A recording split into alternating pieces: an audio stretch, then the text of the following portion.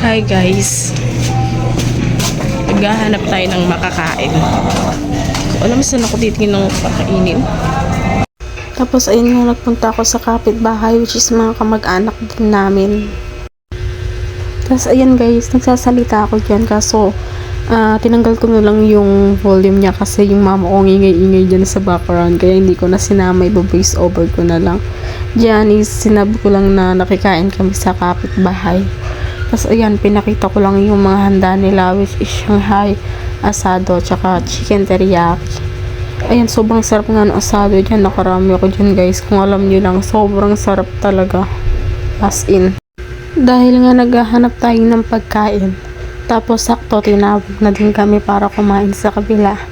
Kaya ayan, nakimukbang na lang kami sa kapitbahay.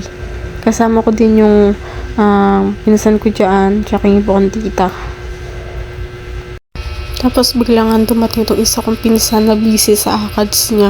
Ngayon lang yan lumabas. Tapos eto pa yung isa na biglang nanggugulat. Tapos may dalang pagkain. Gusto mo to? No. Asado lang. Ang sarap ng asado. Tapos nanghingi ako dun sa asado niya kasi nga sobrang sarap niya.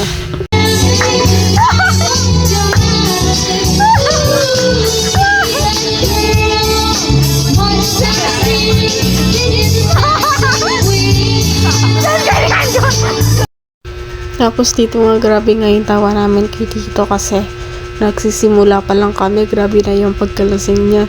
Sumasayaw na siya agad. Wala pa man yung mga ibang pinsan ko.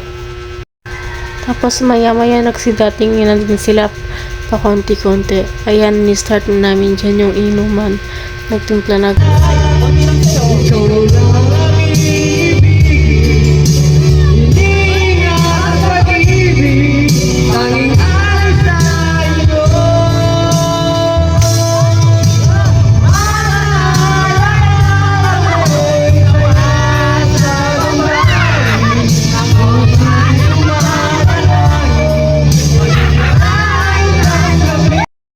Tapos nga, ayan nga dyan guys, tapos sabi ko sa inuman kahit hindi ako umiinom kasi napilit tayo.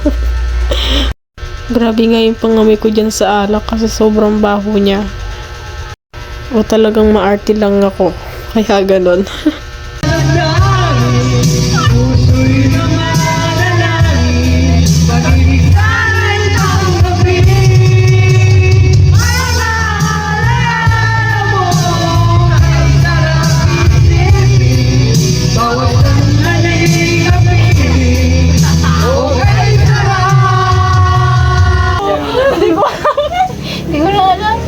Hindi ko alam yan. Ako hindi ko rin alam. Alam.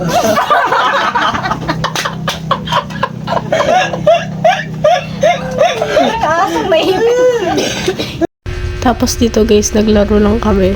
Sobrang nakakatawa nga eh. Diyos ko, sobrang sumakit yung tiyan ko dyan kung alam niyo lang. Tapos ayan, dito bigla kami nagkaaya na maglugaw muna saglit kahit oras na.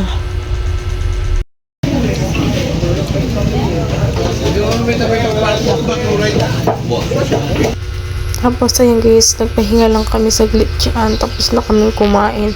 Tapos pagkatapos nun, umuwi na din kami. Pagka uwi namin, sobrang pagod na din ako, kaya ang ginawa ko is nag-wipes na lang ako ng mukha. Pati nga yung ulit ko, tsaka mga braso guys, pinunasan ko pati yung legs. Kasi nga sobrang malagkit nga yan eh. Kaya pinakalinis ko talaga. Kaya pagkasunod naman nun is nag-moisturizer na lang ako. Para paggising natin, fresh pa din tayo. Alam niyo naman, marami akong ano sa mukha, kaya need natin yan. Sobrang sensitive kasi yung mukha ko eh. Kaya kailangan natin ng mga skincare na dapat tina-apply natin sa mga mukha natin. Tapos ayan, naglagay na din ako ng lip balm. Kasi kailangan natin yan, sobrang dry na din kasi ng labi natin. Kaya maglalagay tayo kahit na hindi araw-araw. Basta every week, twice a week or thrice makapaglagay tayo niyan. Kasi kailangan din natin yan eh. And then bago matapos tong video na to is nag-alcohol lang din ako. Yung braso ko tsaka yung legs. Kasi need ko din yan. Hindi ako makatulog hanggang hindi ako naglalagay ng ganyan every other night. Talagang need ko yan talaga sa araw-araw. Alcohol. Hindi ako mabubuhay na walang alcohol guys. Sobrang lamig kasi niyan sa pakiramdam. Kaya ang sarap matulog pag talagang sobrang ano ng balat mo.